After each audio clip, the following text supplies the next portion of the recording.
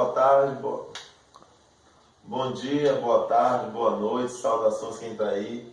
Vocês pensaram que ia se livrar de mim, mas estamos aqui durante a quarentena.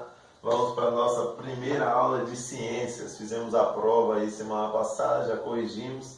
Vamos ao conteúdo. Nosso primeiro assunto, que está no capítulo 4 do livro de vocês, é o assunto propriedades da matéria, tá? A primeira coisa que a gente precisa lembrar é o que é matéria. Eu agora ouviria vocês perguntando, mas não tem como. Mas já adianto para vocês que matéria, eu sei que vocês já sabem, que a gente já falou isso quando estudamos a origem da matéria, do Big Bang. Matéria é tudo aquilo que tem massa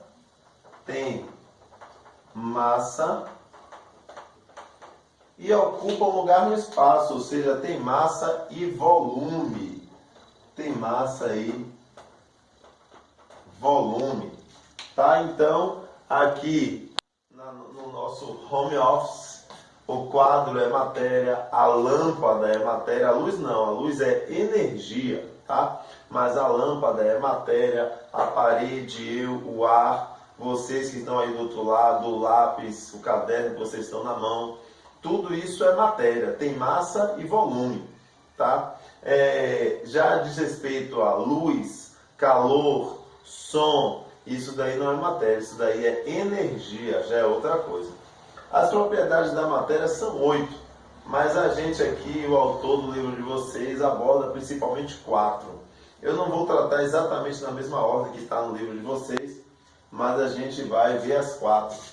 A primeira que nós vamos falar aqui é o conceito de impenetrabilidade.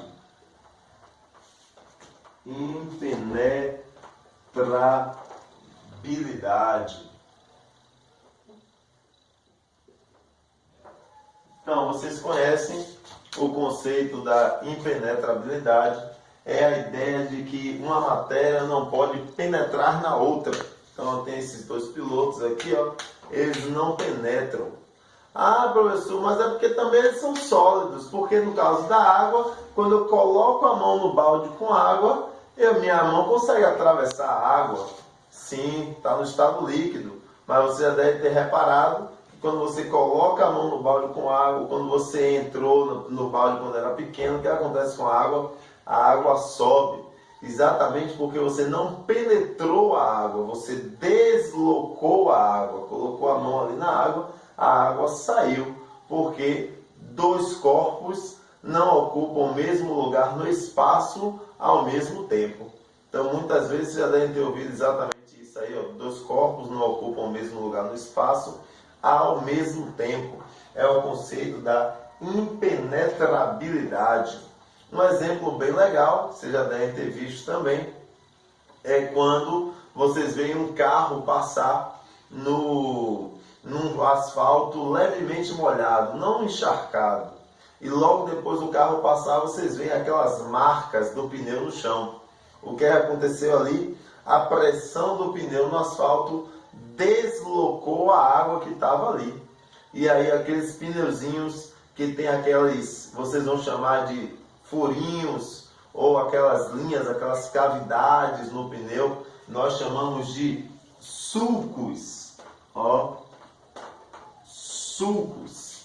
Sulcos são aqueles espaços, aquelas canaletas dentro do pneu, que ela tem a função de fazer a drenagem, tá? Na hora que o pneu passa no ambiente com água, aí empurra a água para dentro desses sulcos e ela sai pela lateral dos pneus.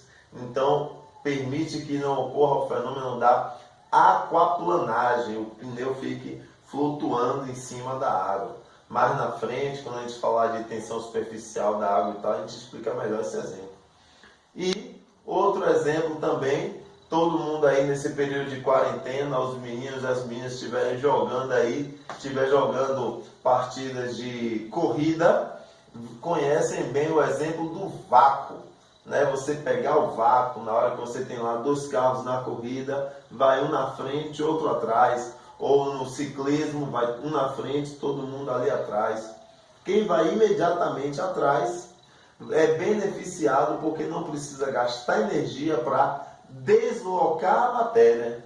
Quem vai na frente tem toda a matéria na frente, o que? O ar, cheio de ar ali na frente.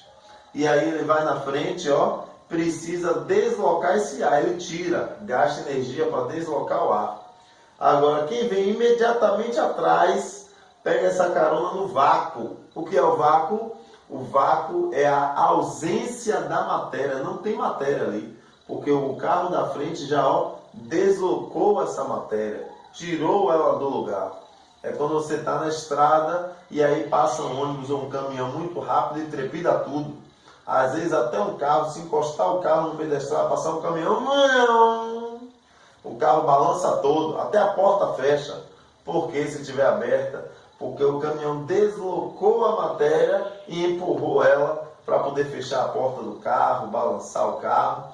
Então tudo isso daí, ó, todos esses momentos cotidianos tem a ver com a nossa propriedade da matéria de impenetrabilidade. Eu perguntaria em estado normal se vocês têm dúvidas. Nós vamos ter algumas estratégias para tirar as dúvidas de vocês, ainda é nossa primeira aula, então a gente ainda não está com tudo bem organizado, mas tudo vai se encaixar aí no decorrer do tempo. Revisando, primeira propriedade da matéria, a propriedade da impenetrabilidade. Se você quiser anotar aí com carinho, ó, quer dizer que dois corpos não ocupam o mesmo lugar no espaço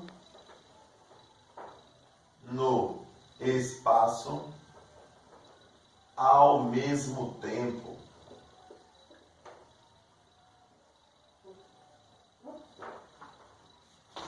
Bem, não preciso esperar vocês copiarem, vocês podem dar pausa, né? E parar de ouvir minha voz. E vamos para nossa segunda propriedade da matéria. A propriedade também bem facilzinha da divisibilidade. A propriedade da divisibilidade. Divisibilidade é a ideia de que eu posso partir a matéria em pedaços pequenos, cada vez menores. Esses pedaços cada vez menores sem necessariamente perder a sua característica físico-química. Então, é daí inclusive que vem o conceito do átomo, tá? É simplesmente isso, tá? Não tem muito pra gente, especialmente aqui no nono ano. Divisibilidade é o conceito de que eu posso simplesmente dividir, partir a matéria em pedaços menores.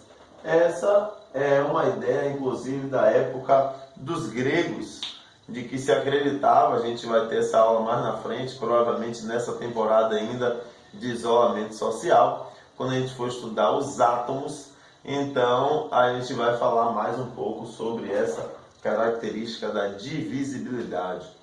A terceira, mais legal, mais emocionante, por incrível que pareça, é a propriedade da inércia. E emocionante, Walter, não entendi foi nada de ser mais emocionante isso daí. Mais emocionante porque a inércia é aquela ideia de que todo corpo que está aí no universo, no planeta, em todo lugar, se ele está parado, como está aqui, ó, o meu apagador aqui na bancadinha, deixa eu empurrar aqui o teclado para o canto um pouquinho, está aqui o corpo parado. A ideia proposta por Newton há tempos atrás era que se o corpo está parado, ele tende a permanecer parado eternamente, a menos que alguma força atue sobre ele em sentido contrário. Ou essa daí vocês entendem facilmente, mas a mais divertida é essa aqui, ó. Newton também disse que todo corpo que estiver em movimento, ele tenderá a permanecer em movimento eternamente, a menos que uma outra força atue sobre ele em sentido contrário. Dá um pausa. Então, estamos aqui com a ideia da inércia. Então a inércia, uma proposta trazida por Newton, e aí a propriedade da inércia, ela sugere que um corpo que está parado tende a permanecer parado, a menos que alguma força atue sobre ele em sentido contrário. Isso daí é fácil, todo mundo entende isso aí sem dificuldade. Walter, você está parado, fica lá parado. Todo mundo ouve em casa sempre quando o cara cai porque alguém mexeu, né? Então isso daí é instintivo. Mas Newton disse também que se o corpo está em movimento, ele tende a permanecer em movimento retilíneo uniforme, ou seja, em linha reta, com a mesma velocidade o tempo inteiro, a menos que alguma força em sentido contrário atue sobre ele. Então, de acordo com Newton, na hora que eu bato nesse apagador aqui, é para ele continuar se deslocando eternamente em movimento retilíneo uniforme, ou seja, em linha reta com a mesma velocidade, a menos que alguma força atue sobre ele. Walter, mas você bateu no apagador e ele parou. Ele parou porque uma força atuou sobre ele. A força que atuou sobre ele foi o atrito da fórmica da madeira aqui, do forro da madeira, com a espuma do apagador, tá? Essas coisas todas que são retilíneas, que se deslocam em algum objeto, em alguma superfície, esses objetos eles tendem a parar mais rápido, porque tem muitos pontos de atrito que atuam em sentido contrário. Por isso, a importância da grande invenção da humanidade, que foi a roda. Por que, Walter, a roda? O que ela tem de especial? O que ela tem de especial é que uma roda, ela tem, vou botar aqui aqueles mesmos desenhos que vocês já conhecem, sabem a qualidade deles, mas se eu tenho aqui, eita, ficou ruim, mas se eu tenho aqui uma roda, um pneu qualquer, ele vai ter apenas um único ponto de contato com o solo, enquanto ele vai rolando. Não são muitos pontos de contato. Olha no caso do apagador, quantos pontos de contato tem. É por isso que quando você era criança, ou ainda hoje, quando você tem uma rodinha lá da sua bicicleta e você observa que está gastando uma energia maior para poder se deslocar nela, é porque o pneu está murcho. Porque quando o pneu está murcho, tem muitos pontos de contato da roda com o solo. Então você faz mais força para ela caminhar. O mesmo é um carro, um caminhão, um ônibus. Por isso a importância de deixar os pneus sempre calibrados, na medida certa, para você ter poucos contatos. Se tem pouco contato com o solo, então menos atrito. Se tem menos atrito, a tendência, de acordo com a inércia, é continuar se movimentando em movimento retilíneo, uniforme, eternamente, a menos que uma outra força atue em sentido contrário. Mas, Walter, a inércia, ela se aplica apenas nesse sentido, nesse momento? Não. Inclusive, a inércia é a nossa mais emocionante das propriedades. Porque a inércia a gente consegue ver em situações simples. Quando você está no carro ou no ônibus e o ônibus está se deslocando. Ou o carro, seja lá como for. Se o carro ou o ônibus está a 30 km por hora, você e eu, que estamos sentados naquele móvel, também estamos a 30 km por hora. Na mesmíssima velocidade. Basta uma pessoa do lado de fora, olhando você passar, vai ver. Você viu fulano ali, passou ali, na janela do carro. Então, está na mesma velocidade do carro. Se então o motorista vai lá e pisa no freio, o que acontece? O nosso corpo dá aquele solavanco. Como assim? Quer dizer que o corpo da gente que estava a 30 km por hora continua. Porque a lei da inércia diz que todo corpo que está em deslocamento tende a permanecer em movimento retilíneo uniforme, a menos que alguma outra força atue sobre ele em sentido contrário, mesma direção, sentido contrário. Você aí toma aquele sulavanco. Se é de carro, o cinto aí então, te segura. Se é de busão, você se segura para não bater a boca logo do outro lado lá, ou se vacilar, você vai se batendo todo no ônibus. Por que isso? porque você estava na mesma velocidade do ônibus ou carro, ele parou, mas você continuou em movimento retilíneo uniforme, aí você vai para frente, tá? Isso daí se aplica também quando alguma vez você for tirar onda de gaiato e pular do ônibus com o ônibus em movimento, ou pular do carro com o carro em movimento. Se aplica a mesmíssima coisa, você está em movimento, o chão está parado, na hora que você pisou o pé no chão, não sabia, ficou o pé no chão, sentiu como se o chão desse uma rasteira em você, como se o asfalto puxasse seu pé, e você vai, opa, e cai. Ou mesmo todo mundo aí brincando, por exemplo, de skate ou bicicleta. Você montou no skate e aí lá foi, opa, o tempo todo, alta velocidade. Quando você pula fora do skate, da sua primeira vez, ou você sai pulando, correndo, ou se você fincar o pé firme no chão, vai cair. Cuidado com os dentes e as raladuras no asfalto. Essa temporada não tem ninguém aí brincando de skate, as ruas estão fechadas, mas está na memória de todo mundo. Ó, porque isso, inércia. A inércia é exatamente essa situação em que você estava na mesma velocidade do skate. Quando você pula do skate, você aí continua. Ou se, por exemplo, você está no skate na bicicleta, de repente você bate. Ou o motociclista, o rapaz que vai na moto, muita gente já deve ter visto situações semelhantes, nem que em vídeo. Ele está na moto, de repente a moto bate, a moto para de vez, mas ele está na mesma velocidade da moto, então Newton já dizia, ele tende a permanecer em movimento retilíneo, uniforme, com velocidade constante,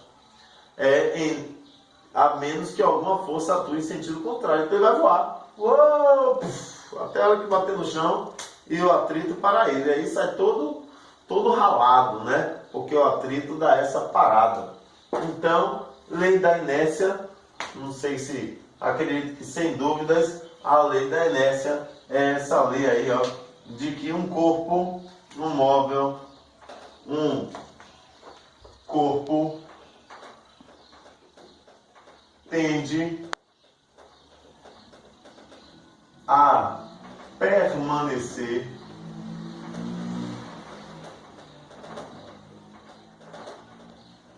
em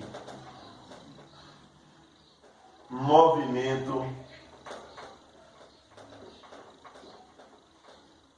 retilíneo uniforme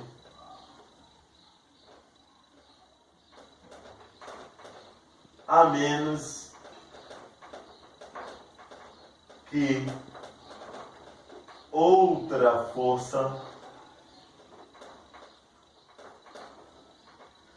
atue sobre ele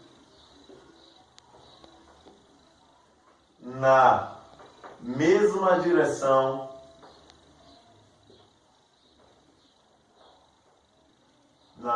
direção e em sentido contrário. Isso daqui de direção e sentido nós vamos estudar com carinho e amor lá no próximo semestre, provavelmente já unidos e podendo nos abraçar após esse período de isolamento social, quando a gente estudar vetores. Mas de início isso daí tá bom para a gente de inércia. É interessante que a mesma situação se aplica também quando um móvel em que você está, seja um ônibus ou um carro, um caminhão, que seja, faz uma curva. Porque estava lá, você estava lá no carro, no ônibus, pá, tranquilo, 70, 60 km por hora, de repente curva. Quando o móvel faz a curva, a inércia do seu corpo era que você permanecesse em movimento retilíneo uniforme, certinho, só que aí ele fez a curva. Só que o seu corpo continua em linha reta. Nessa que seu corpo continua em linha reta, aí que ele move para um lado, você aí tende o corpo para o outro, tá? Você sente aquelas brincadeiras que vocês faziam no banco de trás do carro, de um espremendo o outro. Aquilo é inércia. Ou quando você amarra uma pedra numa linha e aí solta, ó, movimento retilíneo. Só que por causa da gravidade, vai jogar ele, vai fazer um movimento assim e vai descer depois, né? Mas isso daí, lançamento oblíquo, a gente vê depois, mais lá pra frente. Então, três propriedades. Vamos para a nossa quarta propriedade. Bora lá, vamos para a nossa quarta propriedade da matéria, que é a densidade. Todo mundo aí já deve ter ouvido alguma vez, assim como trocadilho, quando se fala assim: o que é que pesa mais? 1 quilo de chumbo ou 1 quilo de algodão?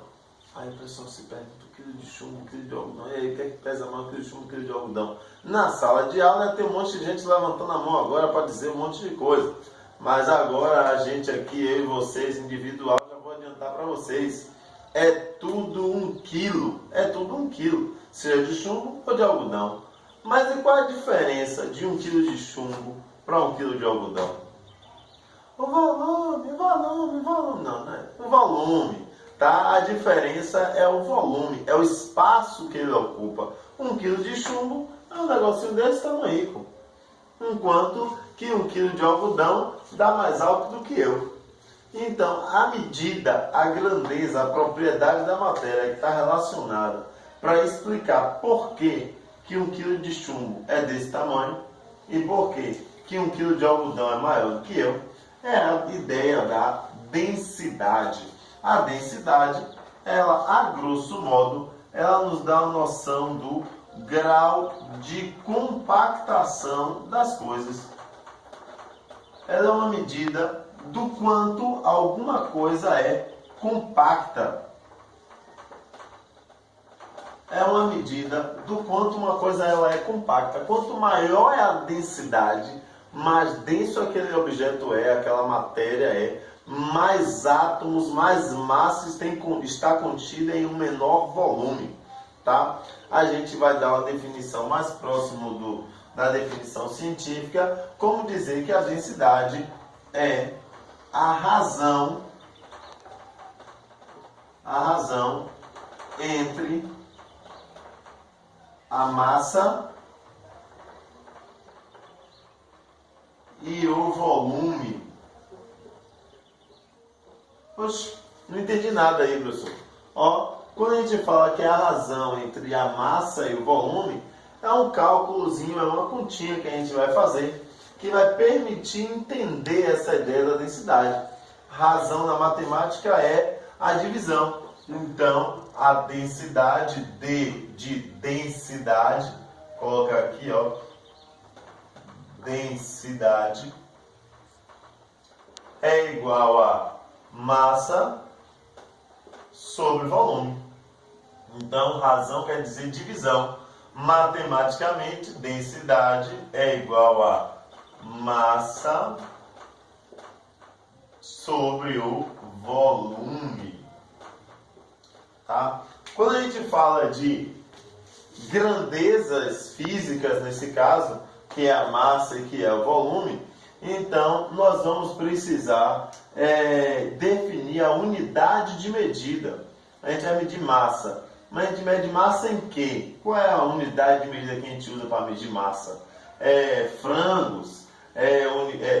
Centímetros? É o quê? Então, ó, densidade, aqui, ó, nós vamos trabalhar com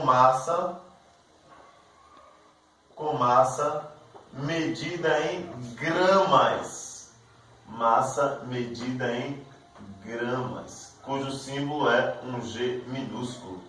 E o volume medido em centímetros cúbicos.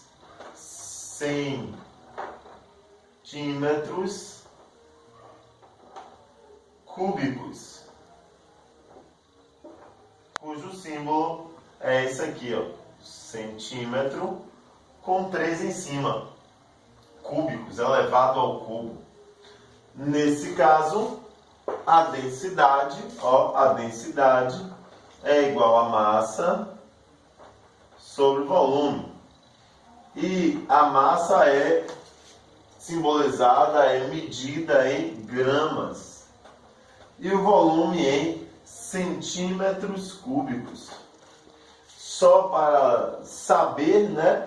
Para lembrar, isso talvez tenha visto em anos anteriores, centímetro cúbico é o mesmo, é igualzinho, não muda nada do que o ml, o mililitro, tá? Centímetro cúbico é a mesma coisa que mililitro, ml. Então, às vezes você fala assim, eu quero um copo de 500 ml, meio litro ou 500 centímetros cúbicos, tá bom? Então, a gente vai medir sempre assim, ó. Às vezes vai aparecer dessa forma, gramas por centímetros cúbicos, tá? Vamos a alguns exemplos. Um exemplo simples, bem fácil, por causa do exemplo da água, tá? 1 litro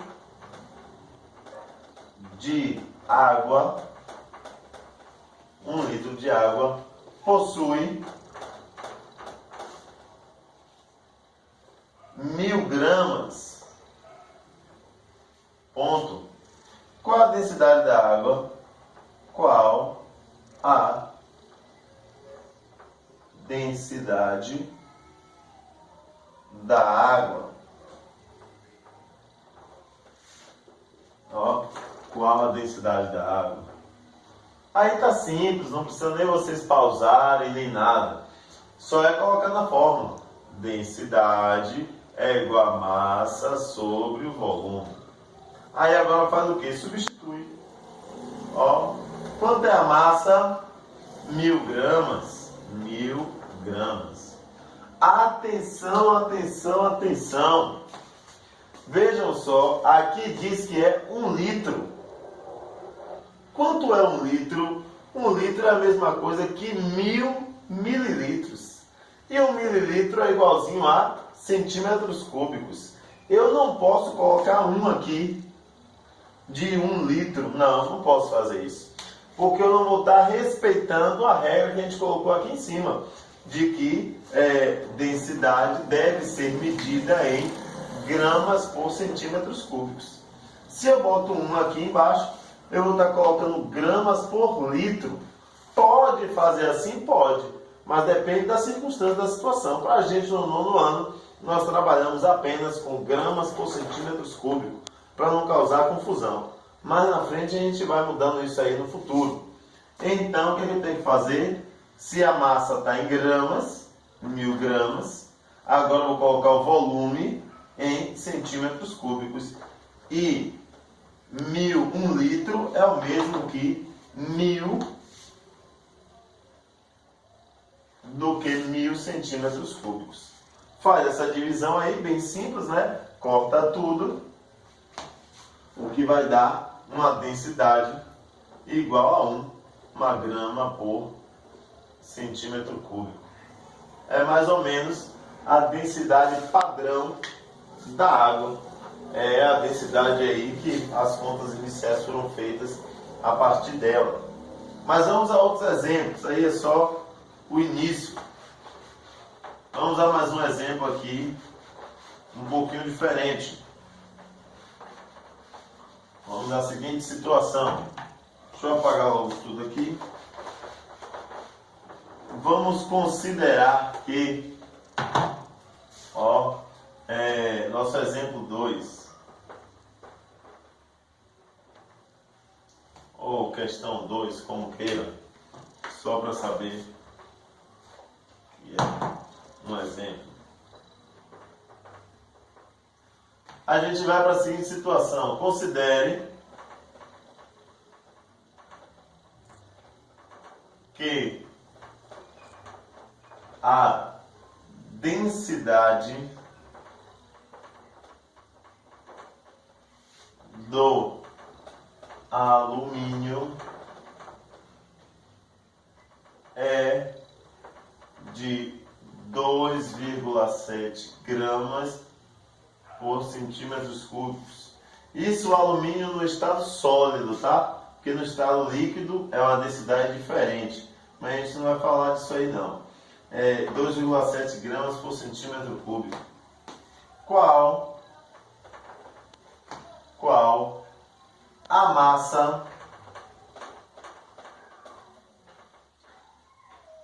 massa de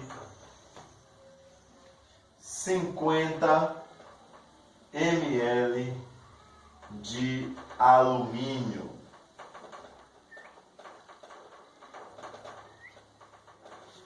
Aí agora vocês fazem o seguinte, vocês aí em casa, do jeito que vocês estão, vocês dão um pause no vídeo rapidinho, pensa, e aí na escola a gente não tem essa oportunidade, você pensa, volta um pouquinho, estuda o que a gente já falou e tenta fazer o seu.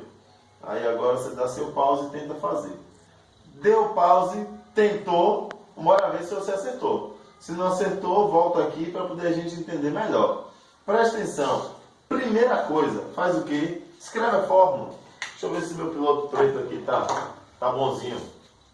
Ó, você já tentou aí, bora ver se acertou, ó. Bota aqui, densidade é igual a massa sobre volume. Tá bom? A gente escreve a fórmula. Aí agora o que a gente faz? Substitui os valores na fórmula. Ah, professor, mas ali tinha a massa, que era 1000 gramas, e tinha o volume, que era 1 litro. Eu procurei essa massa e não achei. Não tem, ela não está aí. Porque a massa eu quero saber qual a massa, tá? Mas eu tenho a densidade. A densidade, no lugar do D de densidade, eu boto 2,7. Igual a massa que eu quero saber e o volume, que nesse caso é 50 ml. E ml é o mesmo que centímetros cúbicos, então eu boto aqui 50. Ah, professor, não fiz assim não. Eu botei o D do lado, botei tudo do lado de lá e fiz a conta. É muito comum vocês fazerem isso. Normalmente fazer a conta só no que está do outro lado da igualdade. Mas não é assim que a gente vai fazer.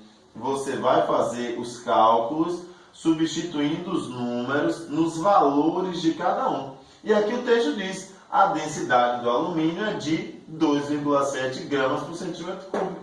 Então, no lugar do D de densidade, 2,7. Ah, pergunta qual a massa. Então, eu não sei qual é a massa. Então, eu boto M no lugar da massa, porque eu não sei qual é. E agora, então, o volume, 50 ml. E aí, agora, professor, como é que faz essa conta? Muita gente, talvez, não lembre como faça isso, que é uma equação de primeiro grau. Vocês estudaram aí, ó, no 8º ano, aí, ó, com o magnífico professor Décio. Já deve ter assistido a aula de Décio aí também, né? Estamos desconectados um pouquinho, nunca mais falei com ele, mas eu sei que vocês estudaram isso daí com Décio. Ó, aqui é o famoso meio pelos extremos, é o famoso cruz credo, ó, multiplica uma ponta pela outra. Ah, professor, mas aqui embaixo não tem nada. Não tem nada, então é 1. Subtende-se que aqui está o número 1. Então, m vezes 1, m. 2,7 vezes 50. Então, você vai fazer essa conta, ó. 2,7 vezes 50. Ah, eu posso fazer na calculadora? Não, não estou fazendo aqui na calculadora. Não é porque você está em casa agora que eu não estou olhando para você que você vai querer fazer na calculadora. Calculadora, você bota aqui, ó. Calculadora. Pronto, agora pode. Na calculadora aqui, agora, no seu cantinho. Vai fazer o quê? 2,7 vezes 50. 0 vezes 7, 0. 0 vezes 2, 0. 5 vezes 7, 35. Ó, 35, boto 5, vai o 3. 5 vezes 2, 10. 10 com mais 3, 13. Que desce 0, 5. Pronto. 1350, certo? Não. Tem um número atrás da vírgula, um número atrás da vírgula. É muito comum errar isso também, tá? Atenção com as escalas decimais. Então, a massa dessa amostra é de 135, porque 135 pneus, 135 livros, tem que colocar a unidade de medida certinha. Nesse caso, se é a massa, é medida em gramas. Então, 135 gramas. Acabou. Lindo, bonito. Tá ok? Vamos mais um pouquinho. Vamos fazer uma questão boa. Uma questão de prova, né? Essa questão aqui é uma questão legal, dá para esquentar. Vamos fazer mais uma questão de prova aqui para poder a gente ver se está firme e forte. Terminando aqui, ó, você já pode pegar o seu livro, capítulo 4, todinho lá, você já pode ir dando uma estudada, tá? Naquele conteúdo, pode ir fazendo as questões, tá? Que a gente vai exercitando para não ficar com o cérebro parado em período de quarentena. Que quem sair dessa quarentena em forma aí, ó, vai bombar, tá ok? Então, fizemos essa. Vamos à seguinte situação. A situação é a seguinte. O rapaz, ele é sucateiro. Então, ele trabalha com sucata. Aquele que compra o alumínio do pessoal, por exemplo, e revende. Então, vamos à seguinte situação. Um sucateiro tem uma peça de alumínio,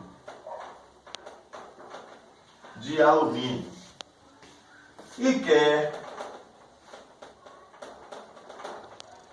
saber sua massa. Afinal de contas, o sucateiro depende do peso, né, da massa da amostra de alumínio, daquela peça de alumínio, para comprar e para vender. Só que nada na vida é fácil. Em tempo de quarentena, o que aconteceu? Entretanto, sua balança está quebrada. Sua balança está quebrada. E agora, como é que o sucateiro pode fazer para calcular a massa dessa peça de alumínio? E a balança está quebrada, não está funcionando, está em quarentena, ele não consegue ir buscar isso em lugar nenhum. Então, não dá para consertar, ele vai ter que pensar um pouquinho. O que ele pode fazer? Dê um pause no seu vídeo aí, você em casa. E aí em casa você vai pensar um pouquinho. O que é que o sucateiro pode fazer? Pensa aí, ó, tico-teco, o tempo que você quiser. Agora vamos para a nossa solução. A nossa solução é simples. O sucateiro pode fazer o seguinte. Ele pode pegar um balde, por exemplo, e colocar 20 litros de água. Ele mede esses 20 litros de água e bota no balde, deixa no topo do balde, né? Deixa aquele balde lotado ali de água. Ou, de preferência, faz o seguinte, enche um balde, por exemplo, com água e deixa uma bacia por fora e deixa a água até o topo. Vem com essa amostra de alumínio e coloca dentro do balde. Quando ele colocar o alumínio dentro do balde com água, o que é que vai acontecer? Se o balde está até o limite, a água vai transbordar. A quantidade de água que vai transbordar, de acordo com aquele nosso conteúdo lá de impenetrabilidade, é exatamente o volume do alumínio. Então, o volume que aquela peça tem é a que ela vai ocupar na hora que sair dali. Agora a peça tem que estar bem amassadinha. Aí então ele pode descobrir o volume. Vamos lá que ele descobre aqui o volume. Como assim, professor? Eu ainda não entendi. Preste atenção. Está lá o balde de água até o topo. Embaixo do balde tem uma bacia. Ele aí vai lá e coloca o alumínio ali dentro. Deixa eu pegar um livro aqui. Peraí. Por exemplo, aqui o meu livro, como se fosse a peça de alumínio. Introduziu no balde com água. O que a água vai fazer? Transbordar. Aí agora ele tira o balde dali. A quantidade de água que tem lá dentro da bacia é o correspondente do volume da peça de alumínio. Porque a gente estudou o conceito da impenetrabilidade hoje mesmo, mais cedo no início da aula. Quer dizer que ele colocou ali, a água transbordou, aquele volume é o volume do alumínio. Vamos dizer que o volume foi de 60 ml. 60 ml. Aí agora o que ele vai fazer? A mesma coisa aqui que fizemos antes.